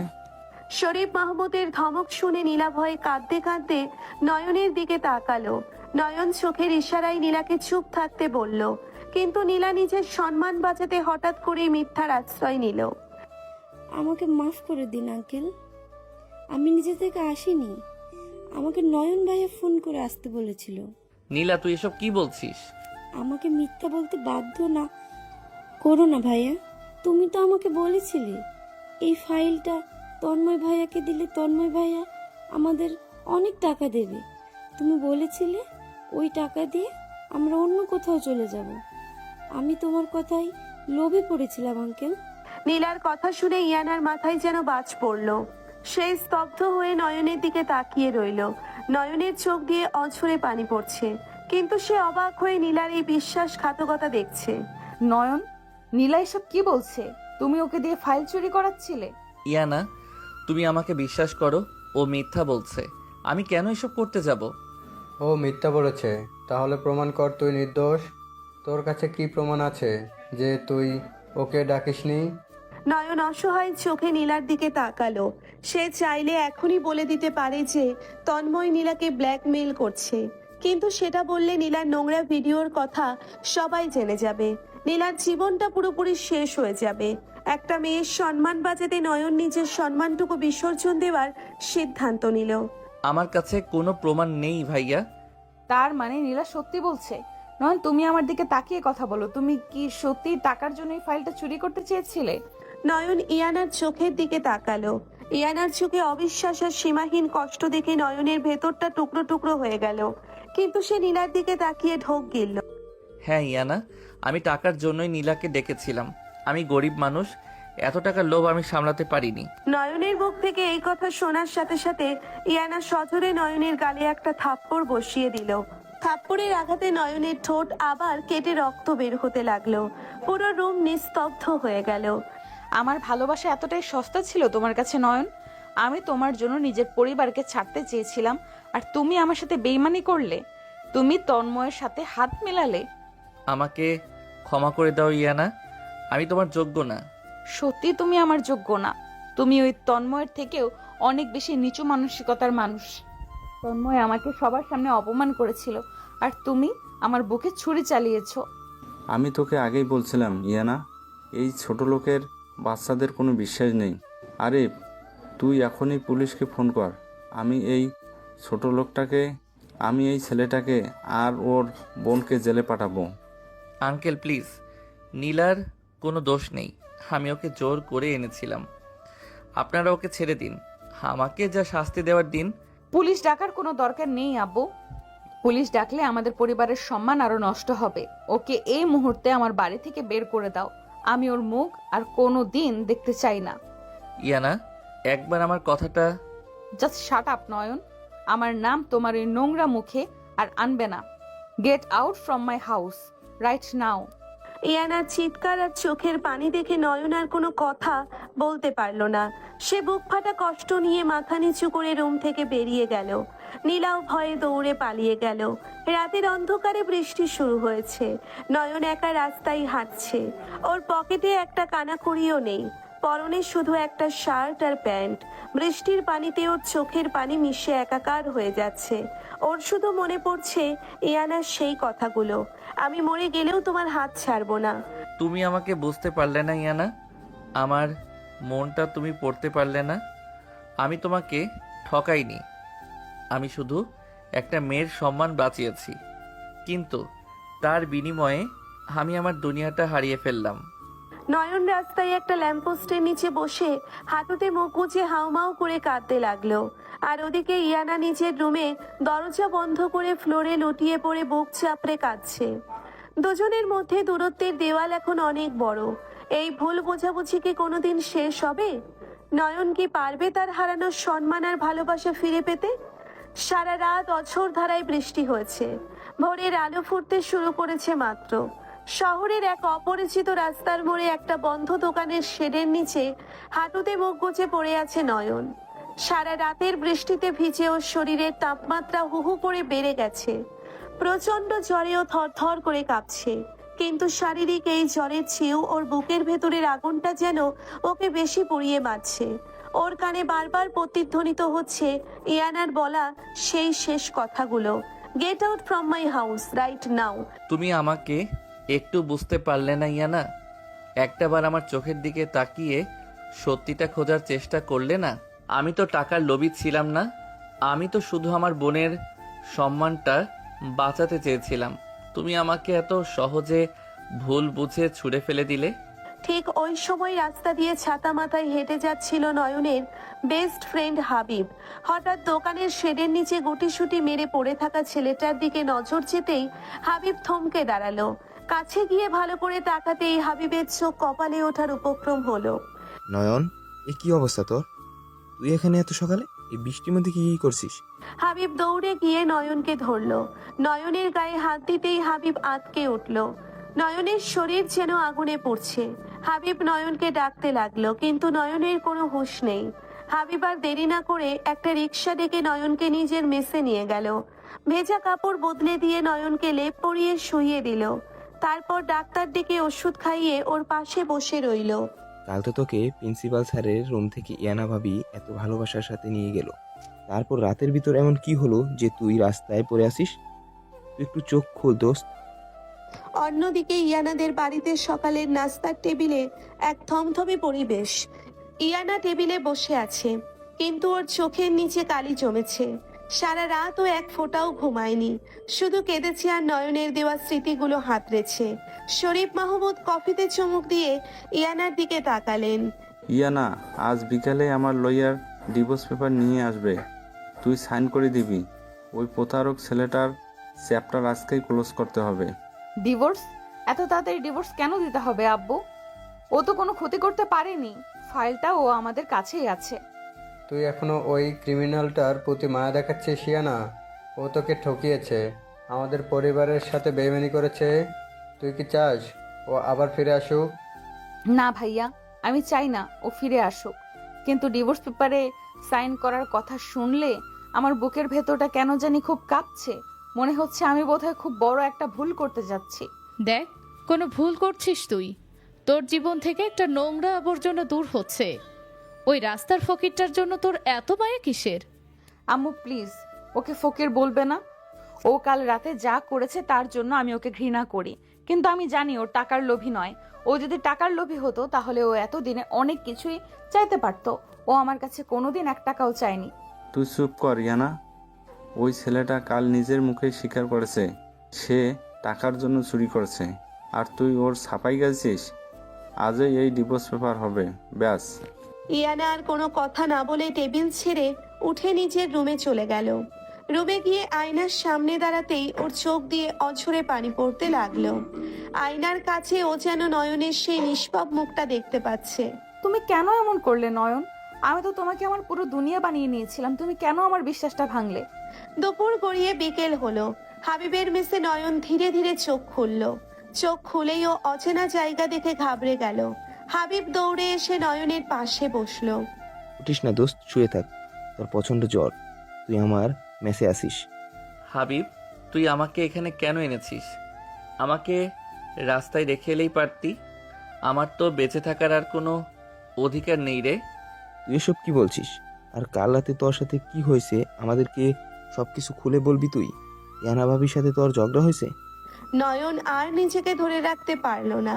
হাবিবকে জড়িয়ে ধরে হাউমাউ করে কেঁদে উঠল।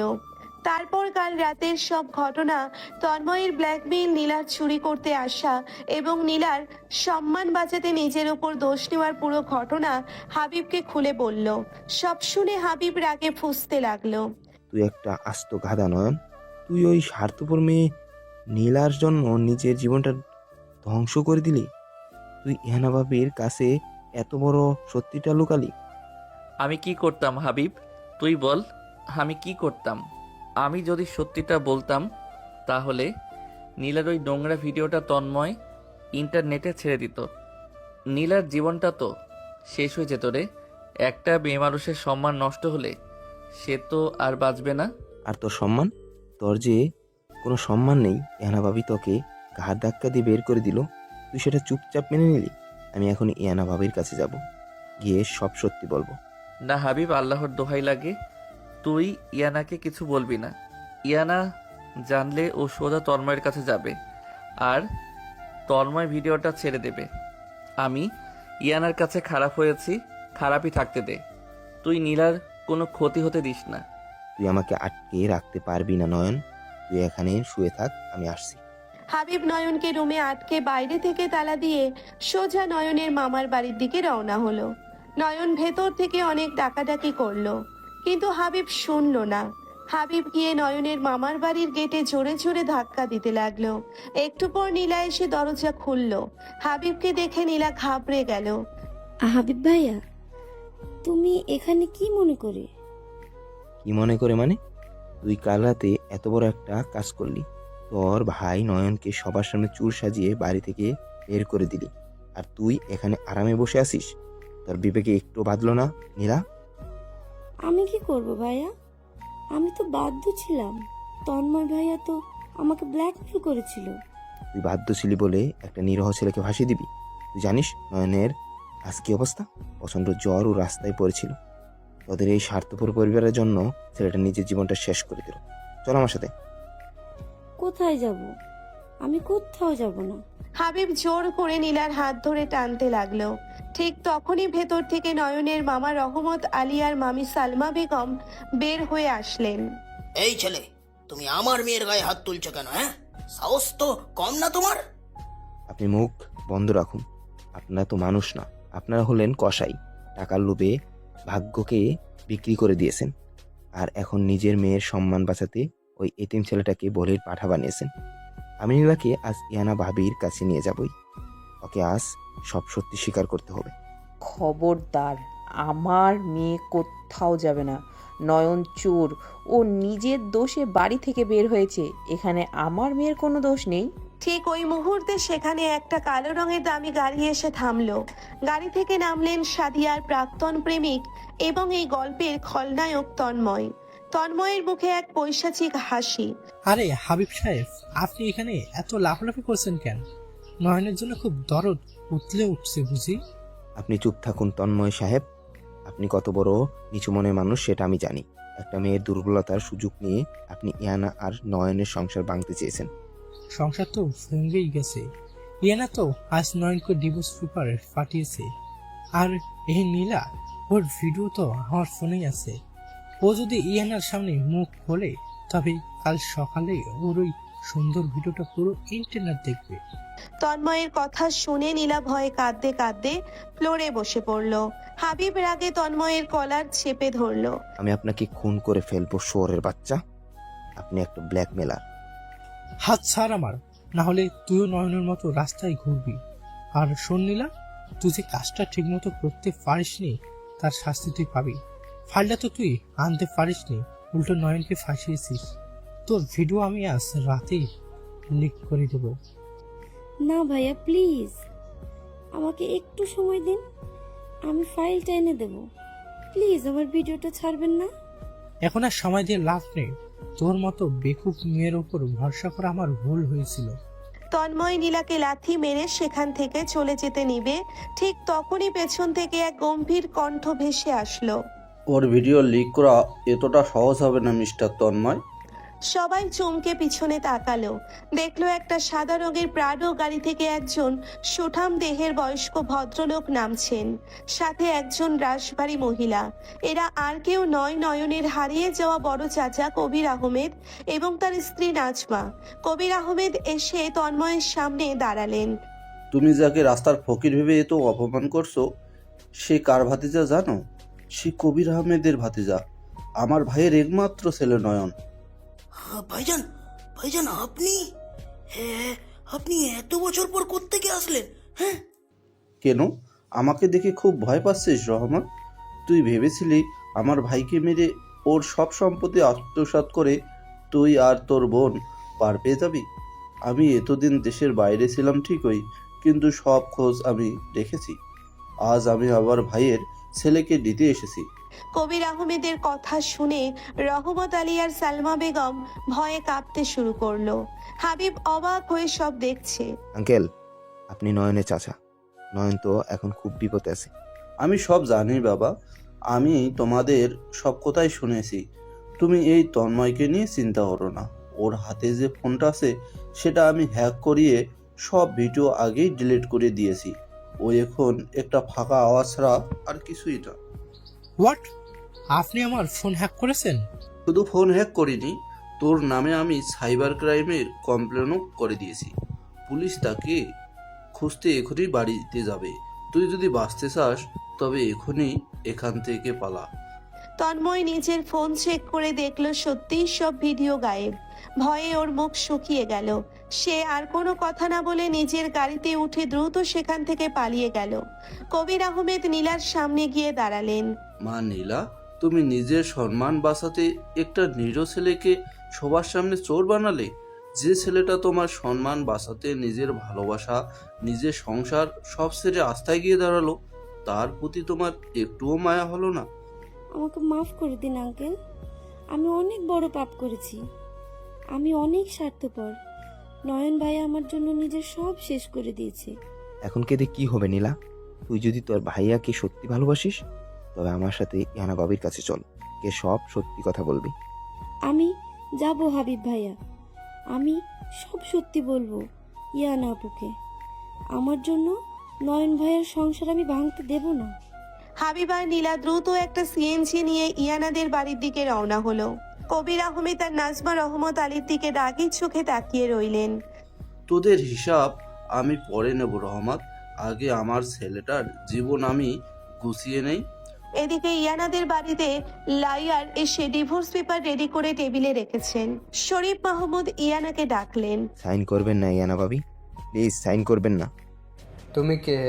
আর এই মেয়ে তো কাল রাতে চুরি করতে এসেছিল। এরা আবার আমাদের বাড়িতে কি চায়? আমি নয়নের বন্ধু হাবিব। আর ও কেন চুরি করতে এসেছিল আজ ও নিজ মুখে সব সত্যি বলবে। বল নীলা, তুই সব সত্যি বল। আমাকে মাফ করে দিন আপনারা। কাল রাতে নয়ন ভাইয়া চুরি করতে আসেনি। নয়ন ভাইয়া আমাকে আটকাতেই ওই ঘরে এসেছিল। কি বলছো তুমি এসব? তুমি তো কাল রাতে সবার সামনে স্বীকার করলে নয়ন তোমাকে টাকার লোভ দেখিয়ে ডেকেছিল। আমি মিথ্যা বলেছিলাম ইয়ানা আপু। আমাকে তন্ময় ভাইয়া ব্ল্যাকমেল করেছিল। আমার একটা ভিডিও তন্ময় ভাইয়ার কাছে ছিল। সে আমাকে বলেছিল আপনাদের কোম্পানির টেন্ডার ফাইলটা চুরি করে না দিলে সে ভিডিওটা ইন্টারনেটে ভাইরাল করে দেবে। আমি বাধ্য হয়ে চুরি করতে এসেছিলাম। আর নয়ন ভাইয়া বাধা দিতে গিয়ে আপনাদের হাতে ধরা পড়ে যাই। হ্যাঁ আঙ্কেল, নয়ন ভাইয়া চাইলে কাল রাতেই সব সত্যি আপনাদের বলতে পারতো, কিন্তু ও জানতো সত্যিটা বললে আমার নোংরা ভিডিওর কথা আপনারা সবাই জেনে যেতেন, আমার জীবনটা শেষ হয়ে যেত। একটা মেয়ের সম্মান বাঁচাতে নয়ন ভাইয়া নিজের চোর সাজলো, আপনাদের সব অপমান সহ্য করে বাড়ি থেকে বের হয়ে গেল। আমার ভাইয়া কোনো টাকার লোভী নয়, ও একজন ফেরেশতা। পুরো ড্রয়িং রুমে যেন পিনপতন নীরবতা নেমে আসলো। ইয়ানার হাতের কলমটা ছিটকে ফ্লোরে পড়ে গেল। ইয়ানার মনে হতে লাগলো ওর পায়ের তলা থেকে কেউ যেন মাটি সরিয়ে নিচ্ছে। ও শ্বাস নিতে পারছে না। কি বললে তুমি? নয়ন নয়ন নির্দোষ ছিল। ও তোমার সম্মান বাঁচাতে নিচের সব দোষ ঘাড়ে নিয়েছিল, আর আমি ওকে বিশ্বাস করিনি। বিশ্বাস তো অনেক দূরের কথা ভাবি। আপনি ওকে একটা সুযোগও দেননি কথা বলার। ওকে আপনি চর মেরে অপমান করে কুকুরের মতো এই বাড়ি থেকে বের করে দিয়েছেন। আপনি জানেন ওই এতিম ছেলেটা কাল সারা রাত ওই বৃষ্টির মধ্যে কোথায় ছিল? কোথায় কোথায় ছিল আমার নয়ন? রাস্তার ধারে একটা শ্যাডের নিচে। প্রচুর ঝড়, রাস্তার ধারে একটা শ্যাডের নিচে প্রচণ্ড ঝড়ে ও কাঁদছিল। আমি আজ সকালে ওকে কুড়িয়ে পেয়েছি। ও ঝড়ের ঘরে শুধু একটা কথাই বলছিল, তুমি আমাকে একটুও বুঝতে পারলে না ইয়ানা। হাবিবের কথাগুলো শোনার পর ইয়ানা আর নিজেকে ধরে রাখতে পারলো না। ও দুই হাত দিয়ে নিজের মুখ ঢেকে ফ্লোরে বসে হাউমাউ করে কাঁদতে শুরু করলো। আল্লাহ, আমি এ কি করলাম? আমি আমার এত ভালোবাসার মানুষটাকে এত বড় ভুল বুঝলাম। আমার তো মরে যাওয়া উচিত। নয়ন আমাকে কতবার বোঝানোর চেষ্টা করলো, আমি অন্ধের মতো ওকে তাড়িয়ে দিলাম। ইয়ানা মা, তুই কাঁদিস না। আমরা তো জানতাম না যে ছেলেটা এত বড় একটা স্যাক্রিফাইস করেছে। তোমরা জানবে কি করে আম্মু? তোমরা তো ওর গরিবের স্ট্যাটাসটাই শুধু দেখেছো, ওর বুক ভরা ভালোবাসাটা তো আমি দেখেছিলাম। তাহলে আমি কেন ওকে বুঝতে পারলাম না? আমি খুব অপরাধী আম্মু, আমি আমার নয়নের কাছে খুব বড় অপরাধী। আমাকে মাফ করিস ইয়ানা, আমি ছেলেটাকে অনেক বাজে কথা বলেছি। ও আসলে অনেক বড় মনের একটা ছেলে। হাবিব, কোথায় আমার নয়ন? আমাকে ওর কাছে নিয়ে চলো, আমি ওর পায়ে ধরে ক্ষমা চাইবো। ও আমাকে যত শাস্তি দিতে চায় আমি মাথা পেতে নেব। ও আমার মেসে আছে ভাবি, ওর খুব জ্বর। ইয়ানা পাগলের মতো ফ্লোর থেকে উঠে দৌড়তে শুরু করলো। ওর পরনে তখন ঘরের সাধারণ জামা, চুল এলোমেলো, খালি পা। যে কোনো কিছুর পরোয়া না করে ডিভোর্স পেপারটাকে পা দিয়ে মারিয়ে ছুটে বের হয়ে গেল রাস্তার দিকে। ওর দুই চোখ দিয়ে অঝরে পানি পড়ছে, আর ঠোঁট শুধু একটা নামে বিড়বিড় করছে, নয়ন, আমাকে ক্ষমা করে দিও নয়ন। দুপুরের কড়া রোদ উপেক্ষা করে শহরের এক ব্যস্ত রাস্তা দিয়ে পাগলের মতো দৌড়চ্ছে ইয়ানা। পায়ে জুতো নেই, এলোমেলো চুল বাতাসে উঠছে। পথচারীরা অবাক হয়ে এই নামি দামি স্যুট পরা প্রতিষ্ঠিত মেয়েটার এমন পাগল প্রায় দশা দেখছে, কিন্তু ইয়ানার সেদিকে কোনো ভ্রুক্ষেপ নেই। ওর কানে শুধু হাবিবের বলা কথাগুলো বাজছে। জ্বরের ঘোরে ও শুধু একটাই কথা বলছিল, তুমি আমাকে একটুও বুঝতে পারলে না ইয়ানা। দৌড়তে দৌড়তে ইয়ানার পা কেটে রক্ত বের হতে শুরু করেছে, কিন্তু বুকের ভেতরের ক্ষতের কাছে পায়ের এই রক্তক্ষরণ কিছুই না। হাবিবের দেওয়া ঠিকানা অনুযায়ী একটা পুরনো টিন শেড মেসের সামনে এসে থমকে দাঁড়ালো ইয়ানা। দরজা অর্ধেক খোলা। ইয়ানা কাঁপা কাঁপা পায়ে ভেতরে ঢুকলো। নয়ন, আমার নয়ন কোথায়? ইয়ানার গলার আওয়াজ পেয়ে হাবিব দ্রুত রুম থেকে বেরিয়ে আসলো। ইয়ানার এই বিধ্বস্ত পাগল প্রায় অবস্থা দেখে হাবিব নিজেও চমকে গেল। ভাবি, আপনি এভাবে খালি পায়ে চলে এসেছেন? আপনার পা থেকে তো রক্ত পড়ছে। আমার পায়ের রক্ত নিয়ে তোকে ভাবতে হবে না হাবিব। আমার বুকটা যে ছিঁড়ে যাচ্ছে রে ভাই। কোথায় আমার নয়ন? ও কেমন আছে? হাবিব ইশারা করে ভেতরের ছোট রুমটা দেখালো। ইয়ানা ধীর পায়ে ওই অন্ধকার স্যাঁতসেঁতে রুমটার ভেতর ঢুকলো। একটা পুরনো ভাঙা তোষকের উপর গুটিসুটি মেরে শুয়ে আছে ওর ভালোবাসার মানুষটা। জ্বরে পুরো শরীর পুড়ে যাচ্ছে, ঠোঁট দুটো শুকিয়ে ফেটে গেছে। কাল রাতে ওর দেওয়া চরের দাগটা এখনো নয়নের গালে স্পষ্ট হয়ে আছে। এই দৃশ্য দেখে ইয়ানা আর নিজেকে ধরে রাখতে পারলো না। ফ্লোরে বসে নয়নের বুকের ওপর আছড়ে পড়ে হাউমাউ করে কেঁদে উঠল। নয়ন, ও নয়ন, চোখ খোলো আমার জান। দেখো, তোমার রিনায় এসেছে। তোমার নিষ্ঠুর পাষাণী বউটা তোমার কাছে ভিক্ষে চাইতে এসেছে। নয়ন, আমাকে একটাবার মাফ করে দাও। ইয়ানার কান্নার আওয়াজে আর বুকের ওপর ওর স্পর্শ পেয়ে নয়ন ধীরে ধীরে চোখ খুলল। জ্বরের ঘোরে ওর দৃষ্টি কিছুটা ঝাপসা, কিন্তু ইয়ানার মুখটা দেখেই ওর বুকের ভেতর জমে থাকা কাল রাতের সেই তীব্র অপমান আর কষ্টের পাহাড় যেন হুড়মুড় করে ভেঙে পড়ল। নয়ন নিজের সর্বশক্তি দিয়ে ইয়ানাকে ধাক্কা দিয়ে নিজের থেকে দূরে সরিয়ে দিল। কে আপনি? কেন এসেছেন এখানে? যান এখান থেকে। আপনার ওই বিশাল বাড়ি, আপনার ওই স্ট্যাটাসের কাছে যান। আমার মতো ফকিরের কাছে কি চাই আপনার? নয়ন প্লিজ আমাকে এভাবে দূরে সরিয়ে দিও না। আমি যে মরে যাব নয়ন। আমি সত্যি জেনে গেছি। নীলা নিজে এসে আমাকে সব বলেছে। আমি জানি তুমি কোনো চুরি করনি। তুমি শুধু নীলার সম্মান বাঁচাতে নিজের উপর অপবাদ নিয়েছিলে। আমি অনেক বড় অপরাধ করে ফেলেছি নয়ন। আমাকে একটা সুযোগ দাও। সুযোগ? কিসের সুযোগ ইয়ানা? কাল রাতে যখন আমি আপনার পা ধরে বারবার বলছিলাম ইয়ানা আমাকে বিশ্বাস করো, আমি টাকার লোভী না, তখন আপনি আমাকে কি বলেছিলেন মনে আছে? আপনি বলেছিলেন আমার ওই নোংরা মুখ যেন আর আপনার সামনে না আনি। আমাকে ঘাড় ধাক্কা দিয়ে বের করে দিয়েছিলেন। আর যখন নীলা সত্যি বলল তখন আপনার বিশ্বাস হলো। আর কাল যখন আপনার স্বামী চিৎকার করে সত্যি বলছিল তখন আপনার সেই বিশ্বাস কোথায় ছিল? নয়নের কথাগুলো তীরের মতো ইয়ানার বুকে বিঁধতে লাগলো। ইয়ানা দুই হাত জোর করে নয়নের পায়ের কাছে বসে পড়ল। নয়নের পা দুটো নিজের বুকে জড়িয়ে ধরে অঝরে কাঁদতে লাগলো। আমার চোখ বন্ধ হয়ে গিয়েছিল নয়ন। আমার চোখ অন্ধ হয়ে গিয়েছিল নয়ন। আমি রাগের মাথায় হিতাহিত জ্ঞান হারিয়ে ফেলেছিলাম। তুমি তো আমাকে জানো আমি তোমাকে কতটা ভালোবাসি। তোমার ওই অপবাদ আমার সহ্য হয়নি। তুমি আমাকে মারো, কাটো, যত খুশি অপমান করো, কিন্তু আমাকে ছেড়ে যাওয়ার কথা বলো না। আমি তোমাকে ছাড়া এক মুহূর্তও বাঁচবো না নয়ন। আপনি আমাকে ভালোবাসেন না ইয়ানা, আপনি শুধু আমাকে মায়া করতেন। ভালোবাসা থাকলে কোনো প্রমাণ ছাড়াই আপনি আমার চোখের ভাষা বুঝতে পারতেন। আপনি তো আমাকে তন্ময়ের থেকেও বেশি নিচু মনের মানুষ বলেছিলেন। তন্ময় আপনাকে বিয়ের আসরে অপমান করেছিল, আর আপনি আমাকে সবার সামনে চোর সাজিয়ে চর মেরে রাস্তায় ফেলে দিয়েছেন। আপনার আর আমার মাঝে আর কোনো সম্পর্ক নেই ইয়ানা, আপনি চলে যান। নয়ন পাশ ফিরে শুয়ে চোখ শক্ত করে বন্ধ করে নিল, কিন্তু ওর নিজের চোখ বেয়ে অঝরে পানি পড়ছে। ইয়ানা বুক চাপড়ে কাঁদতে লাগলো। ঠিক সেই মুহূর্তে মেসের দরজায় এসে থামলো তিনটে দামি গাড়ি। গাড়ি থেকে নামলেন নয়নের আপন বড় চাচা কবির আহমেদ, শরীফ মাহমুদ, ফাতেমা চৌধুরী, আরিফ আর নীলা। সবাই একসাথে মেসের ভেতর ঢুকলো।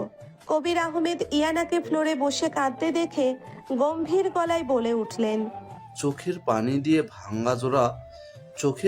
দিয়ে ভাঙ্গা বিশ্বাস জোড়া লাগানো যায় না মা। তুমি আমার ভাতিজাকে যে অপমান করেছো তার কোনো ক্ষমা নেই। আঙ্কেল, আপনি আমাকে শাস্তি দিন, কিন্তু আমার স্বামীকে আমার থেকে আলাদা করবেন না। তোমার স্বামী? কাল রাতেই যখন তুমি তাকে তাড়িয়ে দিয়েছিলে তখন কি সে তোমার স্বামী ছিল না? আমি এত বছর পর দেশে ফিরেছি শুধু আমার ভাইয়ের ছেলেকে নিতে। ওর ওই লোভী মামা রহমত আলীকে আমি আজ সকালেই পুলিশের হাতে তুলিয়ে দিয়েছি। আমার ভাতিজাকে আর কারো করুণায় বাঁচতে হবে না। আমি কালকেই নয়নকে নিয়ে লন্ডনে চলে যাচ্ছি। লন্ডনের কথা শুনে ইয়ানার মাথায় যেন আকাশ ভেঙে পড়ল। সে দৌড়ে গিয়ে কবির আহমেদের পা জড়িয়ে ধরল। আঙ্কেল, আল্লাহর দোহাই লাগে, ওকে আমার থেকে দূরে সরিয়ে নিয়ে যাবেন না। আমি আমার ভুল বুঝতে পেরেছি। ও চলে গেলে আমি সত্যিই সুইসাইড করব আঙ্কেল। আমি ওকে ছাড়া বাঁচবো না। ভাই সাহেব, আমার মেয়েটাকে আপনি ক্ষমা করে দিন। আমরা সবাই খুব বড় অন্যায় করেছি। নয়ন একটা দেবতার মতো ছেলে। আমরা ওর স্ট্যাটাস দেখতে গিয়ে ওর ভেতরের মানুষটাকে দেখতে পাইনি। আমাদের আপনি যা শাস্তি দেবেন আমরা তা মাথা পেতে নেব। নয়ন বাবা, আমাকে মাফ করে দে বাবা। আমি টাকার জন্য অহংকারে অন্ধ হয়ে গেছিলাম।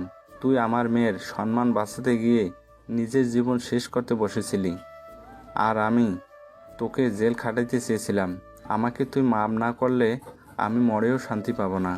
সবার কান্নাকাটি আর ক্ষমা চাওয়ার দৃশ্য দেখে নয়নের বুকের ভেতরটা হু হু করে উঠল। ও কোনোদিনই কারো উপর রাগ করে থাকতে পারে না। বিশেষ করে ইয়ানার এই পাগলের মতো কান্না ওর সহ্য হচ্ছিল না। নয়ন অনেক কষ্টে বিছানা থেকে উঠে দাঁড়ালো। টলটলে পায়েসের শরীফ মাহমুদ আর ফাতেমার সামনে গিয়ে দাঁড়ালো। আঙ্কেল আন্টি, আপনারা আমার গুরুজন, প্লিজ আপনারা আমার কাছে ক্ষমা চাইবেন না। আমি আপনাদের উপর কোনো রাগ করিনি। আমি তো সত্যিই এতিম ছিলাম, আপনারা আমাকে আশ্রয় দিয়েছিলেন, এটাই অনেক। তুই শুধু এতিম না রে ভাই, তুই আমাদের এই পরিবারের সবচেয়ে বড় অহংকার। তুই না থাকলে কাল রাতে আমাদের কোম্পানি সব শেষ হয়ে যেত। তুই আমাদের ক্ষমা করে দে ভাই। আমি সবাইকে ক্ষমা করে দিয়েছি ভাইয়া, আমার কারোর উপর কোনো অভিযোগ নেই, কিন্তু আমি আর ওই বাড়িতে ফিরে যেতে পারবো না। নয়নের কথা শুনে ইয়ানা চিৎকার করে কেঁদে উঠল। সে দৌড়ে এসে নয়নকে শক্ত করে নিজের বুকের সাথে জড়িয়ে ধরল। কেন যাবে না? তোমাকে যেতেই হবে। তুমি ওই বাড়ির জামাই, তুমি ওই বাড়ির সব। তুমি না গেলে আমি এই মেসের ফ্লোরে মাথা ঠুকে নিজের জান দিয়ে দেব। ইয়ানা, প্লিজ আমাকে জোর করো না। তুমি বোঝো না কেন যে বিশ্বাসের উপর একটা সম্পর্ক দাঁড়িয়ে থাকে, আমাদের সেই বিশ্বাসটাই কাল রাতে ভেঙে গেছে। আমি হয়তো তোমার যোগ্য না ইয়ানা, তুমি আমাকে ভুলে যাও। তুমি কি সত্যি আমাকে ভুলে যেতে পারবে নয়ন? আমার চোখের দিকে তাকিয়ে বলো তো, তুমি আমাকে ছাড়া থাকতে পারবে? ইয়ানা নয়নের দুই গালে হাত দিয়ে ওর চোখের দিকে তাকালো। নয়নের চোখ লাল হয়ে আছে, সারা শরীর কাঁপছে জ্বরে। নয়ন ইয়ানার চোখের দিকে তাকাতেই ওর ভেতরের সব অভিমান যেন গলে জল হয়ে গেল। ও আর নিজেকে সামলাতে পারল না। ইয়ানার কাঁধে মাথা রেখে হু হু করে কেঁদে উঠল। আমি পারবো না ইয়ানা, আমি তোমাকে ছাড়া বাঁচতে পারবো না। কাল সারা রাত বৃষ্টির মধ্যে রাস্তায় বসে আমি শুধু তোমার কথাই ভেবেছি। আমার বুকের ভেতরটা ছিঁড়ে যাচ্ছিল ইয়ানা, তুমি কেন আমাকে তাড়িয়ে দিলে? আমাকে মাফ করে দাও আমার জান। আর কোনোদিন মরে গেলেও আমি তোমার হাত ছাড়বো না। এই পুরো পৃথিবী একদিকে চলে গেলেও আমি তোমার উপর আর বিশ্বাস হারাবো না। I love you Nayan, I love you so much. Kabir Ahmed এতক্ষণ সব চুপচাপ দেখছিলেন। নয়ন আর ইয়ানার এই তীব্র ভালোবাসা দেখে ওনার চোখেও পানি চলে আসলো। উনি এগিয়ে এসে নয়নের মাথায় হাত রাখলেন। পাগলি মেয়ে একটা, তুই এত কাঁদিস কেন মা? আমি তো তোদের পরীক্ষা নিচ্ছিলাম। যে মেয়ে আমার ছেলের জন্য খালি পায়ে রাস্তায় দৌড়ে আসতে পারে, তার থেকে বেশি আমার ছেলেকে আর কে ভালোবাসবে? তোমরা দুজনেই একসাথে থাকবি, তবে এই বাড়িতে নয়, আমার বাড়িতে। আমি আমার ছেলেকে আর কারো বাড়িতে ঘর জামাই করে রাখবো না। আপনি একদম ঠিক বলেছেন ভাই সাহেব। নয়ন ঘর জামাই থাকবে না। আমি আজই আমার কোম্পানির 50% শেয়ার নয়নের নামে লিখে দিচ্ছি। ও শুধু আমার জামাইই নয়, ও আমার ছেলের মতো এই কোম্পানির দায়িত্ব নেবে। এই কথা শুনে মেসের ভেতর এক আনন্দ ঘন পরিবেশের সৃষ্টি হলো। হাবিবা আর নীলা খুশিতে কেঁদে ফেললো। ইয়ানা নয়নকে আর এক মুহূর্ত এই মেসে থাকতে দিল না। কবির আহমেদের গাড়িতে করে নয়নকে সোজা হাসপাতালে নেওয়া হলো। 3 দিন পর হাসপাতালের ভিআইপি কেবিন। নয়ন এখন পুরোপুরি সুস্থ।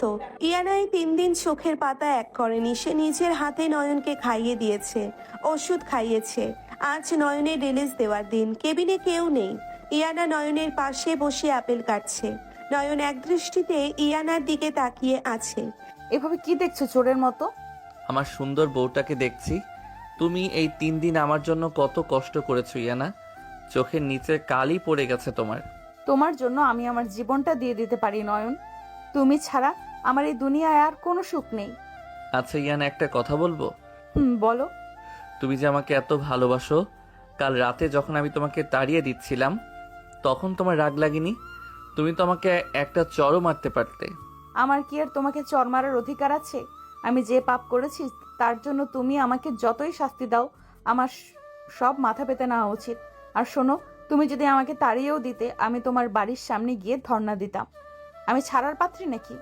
ইয়ানার কথা শুনে নয়ন খিলখিল করে হেসে উঠল। ইয়ানা মুগ্ধ হয়ে নয়নের হাসি মাখা মুখের দিকে তাকিয়ে রইল। নয়ন আস্তে করে ইয়ানার হাতটা ধরে নিজের বুকের ওপর রাখলো। ইয়ানা, আমি হয়তো তোমাকে তন্ময়ের মতো দামি গিফট দিতে পারবো না, কিন্তু আমি কথা দিচ্ছি আমার জীবনের শেষ নিঃশ্বাস পর্যন্ত আমি শুধু তোমাকেই ভালোবাসবো। আমার এই অবহেলিত জীবনে তুমি প্রথম আর শেষ আলো। আমার কোনো গিফট চাই না, শুধু তুমি এইভাবে সারা জীবন আমার বুকে মাথা রেখে ঘুমাবে, এটাই আমার সবচেয়ে বড় গিফট। ইয়ানা নয়নের কপালে একটা গভীর চুমু দিল। নয়ন ইয়ানার কোমর জড়িয়ে ধরে ওকে নিজের বুকের সাথে মিশিয়ে নিল। অনেক মান, অভিমান, কষ্ট, চোখের পানি আর ষড়যন্ত্র পেরিয়ে অবশেষে দুটি পবিত্র মন এক হলো। বয়সের বাধা, স্ট্যাটাসের অহংকার সবকিছু হেরে গেল ভালোবাসার কাছে। নয়ন আর ইয়ানার এই নতুন পথ চলা শুরু হলো এক বুক বিশ্বাস আর সীমাহীন ভালোবাসার হাত ধরে। বাইরে তখন মিষ্টি রোদ উঠেছে। জানালার কাঁচ ভেদ করে সেই রোদ এসে পড়ছে নয়ন আর ইয়ানার গায়ে। ওদের এই সুখের হাসিতে যেন পুরো পৃথিবীটা আলোকিত হয়ে উঠেছে। আর এভাবেই প্রমাণ হলো ভালোবাসা যদি সত্যি হয় তবে কোনো ষড়যন্ত্রই দুটো মানুষকে আলাদা করতে পারে না।